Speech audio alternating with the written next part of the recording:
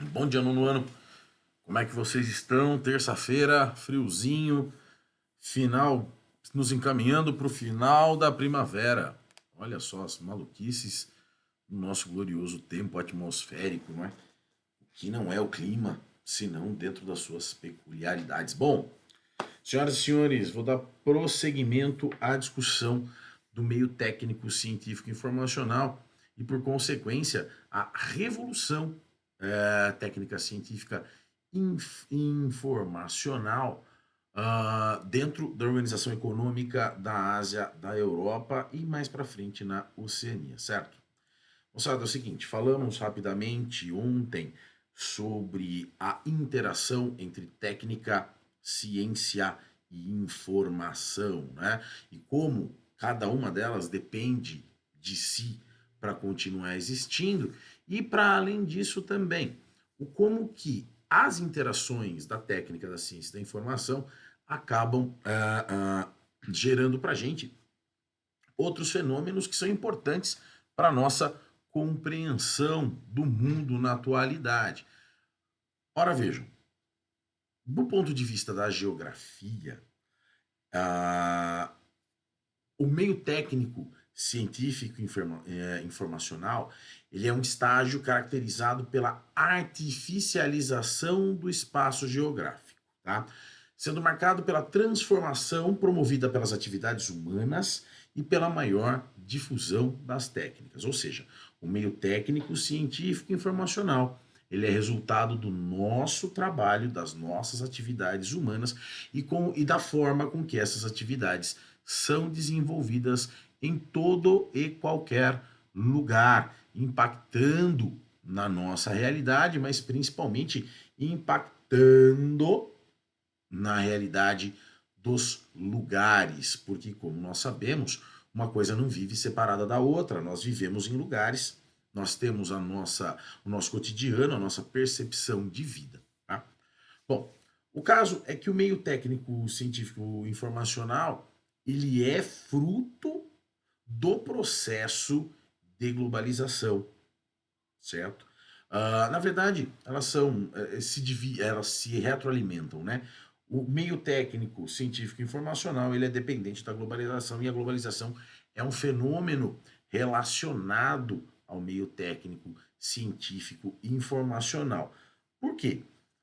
Porque ele é o resultado do emprego da tecnologia e da ciência na transformação e possível produção do espaço geográfico. Vou explicar um pouquinho melhor. O que acontece é que, ao passo em que novas descobertas científicas foram sendo feitas, foram sendo realizadas, houve por consequência, um aumento na escala do processo produtivo e econômico. Ou seja, conforme mais inovações apareciam, mais e melhor se produzia. Tá? E o que acontece é que tudo isso existe numa lógica que beneficia a reprodução do capital, certo? Da grana. O que acontece é que junto disso, junto da maior escala de produção, junto da maior reprodução do capital, você também vai ter uma maior circulação de informações no meio, tá? E isso, claro, intensifica os fluxos numa rede global de comunicação, suprimentos, consumo e etc., fazendo com que ela ganhe cada vez mais espaço, o que garante a ela, por exemplo, um grande dinamismo espacial. Trocando em miúdos, o meio técnico científico informacional, ele muda os lugares da perspectiva da geografia e além de mudar os lugares, muda de forma muito rápida. Tudo isso relacionado, ou melhor, relacionando produção, consumo e informação, certo? Por exemplo, o que acontece é que a realidade do meio técnico científico informacional ela é de reprodução principalmente das famosas cadeias de produção. Ou seja, você vai ter obrigatoriamente que empregar da maior forma possível e difundir da forma mais rápida possível as técnicas modernas de produção. Por exemplo, não que não caiba mais na nossa realidade a produção artesanal, não que não caiba mais na nossa realidade a produção manual ou a pequena produção em pequena escala. Não é isso. O que acontece é que o mundo globalizado, tendo a globalização como seu motor, e eu insisto com vocês mais uma vez, o capitalismo faz com que a produção tenha que ser cada vez mais rápida, cada vez mais eficiente, cada vez mais complexa, o que pode eventualmente beneficiar alguns lugares e vulnerabilizar outros lugares. Vejam, quando nós discutimos o mundo globalizado de uma forma geral, a gente não escapa da realidade dos lugares ricos e dos lugares pobres, certo? Aqueles que exploram e aqueles que são explorados. Então, a relação entre esses lugares acaba impactando na paisagem dentro da discussão do meio técnico, científico e informacional.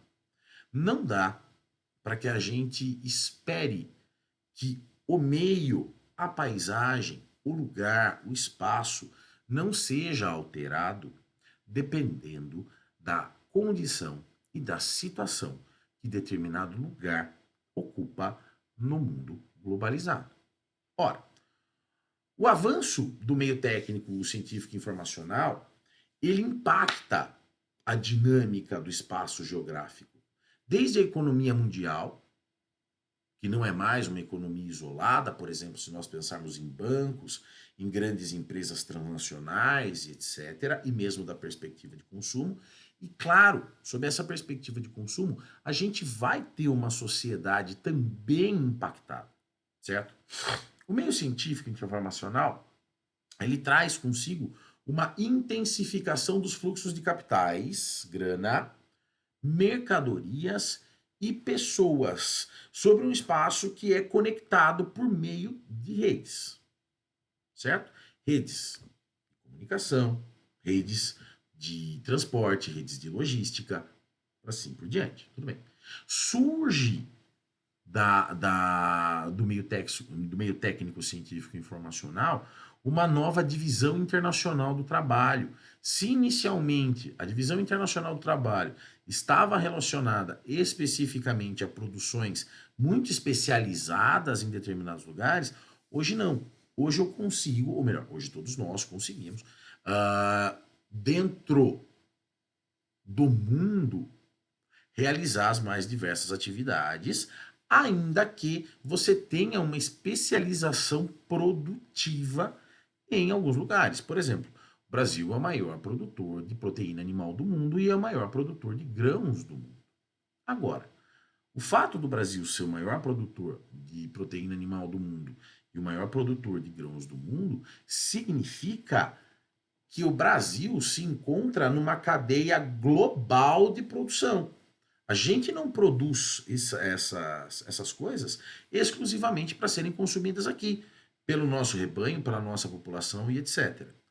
Além do mais, grande parte dessa produção é direcionada para as chamadas empresas transnacionais. Elas têm atividades em todo o mundo e de cada um desses lugares do mundo retira aquilo que lhe é de maior valor.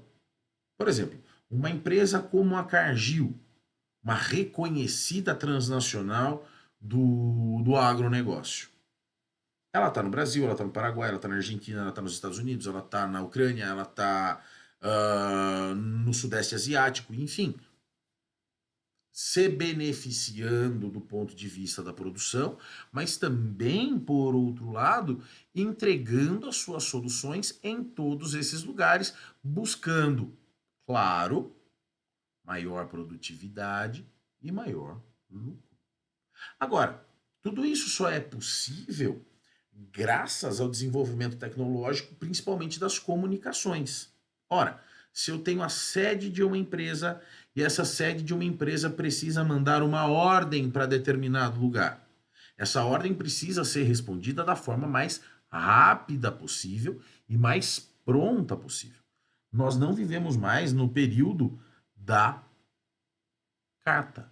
Nós não vivemos mais no período das comunicações lentas, mas sim das comunicações imediatas.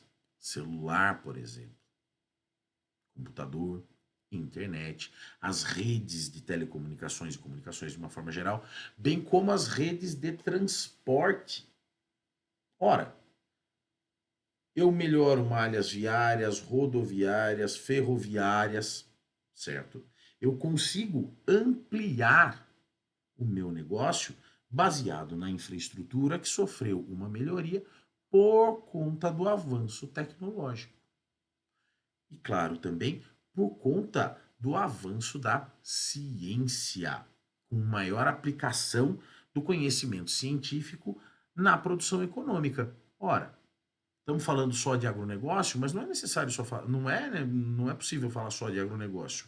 A tecnologia propriamente dita, a saúde, a educação. Ora, se eu consigo neste momento gravar uma aula para vocês que vai ser transmitida na terça-feira, dia 29, por volta ali das 8 e um pouco mais das 8 da manhã, ora, isso só é possível porque houve um avanço tecnológico suficientemente grande que me garantia, ou melhor, que me garante, ter acesso a esse tipo de, por exemplo, equipamento. Mas vamos sair de um exemplo bobo e vamos para um exemplo maior. A discussão das vacinas, por exemplo.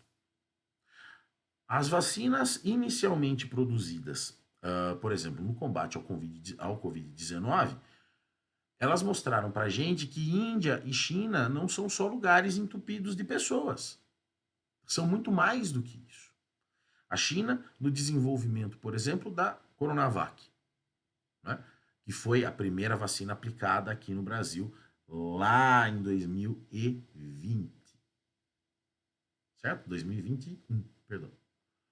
2020, aliás. Bom, passado isso, a importância da Índia. A Índia é o maior produtor de ampolinha de remédio, aquele vidrozinho marrom do mundo. A produção de ampolas da Índia não vencia a necessidade da produção de vacinas que estava sendo colocada em movimento pela China para atender às necessidades das pessoas em todo o mundo que não queriam morrer de Covid. Ou, no mínimo, tentar as melhores chances. Além do mais, tem o seguinte: quando a gente tem uma produção global, transnacional, que usa todas essas ferramentas em seu benefício, é importante que a gente observe padronizações e ampliações. Porque não adianta eu fazer um produto aqui no Brasil, que eu queira comercializá-lo no mundo todo, e esse produto não ser padrão. Não adianta que eu tenha tipos, por exemplo, de tênis. Vamos pensar num tênis Nike, que normalmente é costurado no Camboja ou no Vietnã. Eu preciso de um padrão. Esse padrão precisa ser reconhecido no mundo inteiro. Eu tenho um padrão de roupas, vamos imaginar roupas da, sei lá, da Lacoste, que seja, ou outra marca que seja da preferência de vocês. Por mais que essas roupas sejam costuradas em Taiwan, por mais que o tecido venha da China, a empresa é francesa, que é quem define o padrão que deve ser feito aquele produto. Certo? Então, para a gente pensar, ah, vamos tentar definir um pouquinho melhor o que seria o meio técnico científico informacional do ponto de vista da geografia, tá? O meio técnico científico informacional, ele é caracterizado pela intensificação da presença de objetos técnicos modernos e da ciência no processo de transformação do espaço, além de um intenso fluxo de informações. Instalou-se com ele uma nova lógica de ordenamento espacial que adquiriu escala global. Vamos dividir isso aqui. Intensificação da presença de objetos técnicos modernos. Ferramenta. Ferramenta não é só máquina. Ferramenta não é só chave de fenda, chave Phillips, chave inglesa, alicate. Não. Isto é uma ferramenta de comunicação. O computador com o qual eu estou gravando minha aula é um objeto técnico. Esse objeto técnico depende de outros objetos técnicos para que seja útil. Por exemplo, esta aula eu estou gravando. Eu preciso de um serviço de internet adequado. Eu preciso que a energia elétrica na minha cidade esteja sendo fornecida de forma adequada. O receptor dessa informação, ou seja, a tela onde vocês estão vendo esta aula, também é um objeto técnico. Precisa estar conectado à internet ou a um computador que tenha conexão à internet, por exemplo. Da mesma forma, a gente tem que compreender que existe, como resultado da interação com esses objetos técnicos, a transformação do espaço. Como assim? A transformação do espaço, ela se dá de N formas possíveis. Ela se dá pela própria alteração da paisagem, mas também da percepção do espaço. Eu não preciso de um estúdio para gravar esta minha aula. Eu estou no meu escritório, aliás, peço desculpas pela bagunça, está pintando. Eu preciso do meu escritório, de um computador e internet. Como que isso funciona para uma empresa? Ora, quais são as necessidades técnicas de uma empresa, de uma indústria, para produzir em qualquer lugar, seja esse lugar qual for? Energia elétrica, fornecimento de água, fornecimento de matéria-prima, infraestrutura de transporte e logística. Estou falando de estrada, rodovia, ferrovia, aeroporto. Todos esses elementos, eles estão cada vez mais presentes na nossa realidade por conta da forma com que nós consumimos. Tá aí a Shein, tá aí o AliExpress, tá aí a Shopee. A viabilidade de compra internacional de um produto que seja do nosso interesse envolve, primeiro, que ele seja produzido. Segundo, que logisticamente ele tem que ser viável de ser adquirido. Perceberam? Por fim, a gente precisa manter esse fluxo de informação que é muito grande, constante. Informação é dado, certo? Dado que pode ser a minha voz que está sendo convertida, a minha imagem que está sendo convertida num arquivo que vai ser lido por um outro equipamento e tal, tal, tal. Sim. Da mesma forma que informação técnica. Quanto hoje no mundo está sendo plantado e colhido de soja? Quanto hoje no mundo está sendo investido em petróleo? Quanto hoje no mundo é importante que eu invista em tecnologias alternativas de geração de energia? Entre outras N informações. Todas essas N informações fazem parte daquilo que mantém o meio técnico, científico e informacional em funcionamento. Ele é a cara da globalização, certo?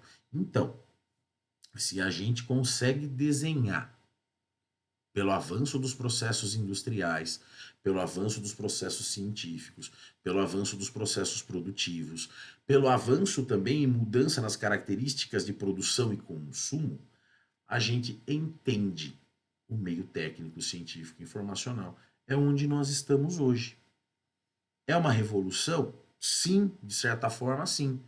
Quando comparada, por exemplo, às revoluções industriais, é preciso entender que lá no século XIX até hoje, 2023, agosto de 2023, muita coisa mudou.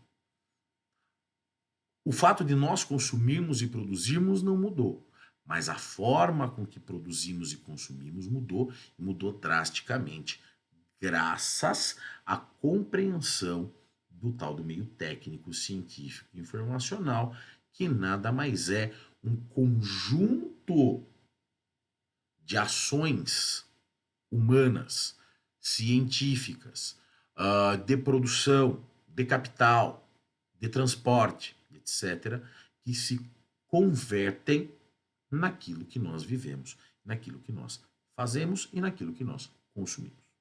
Certo, pessoal?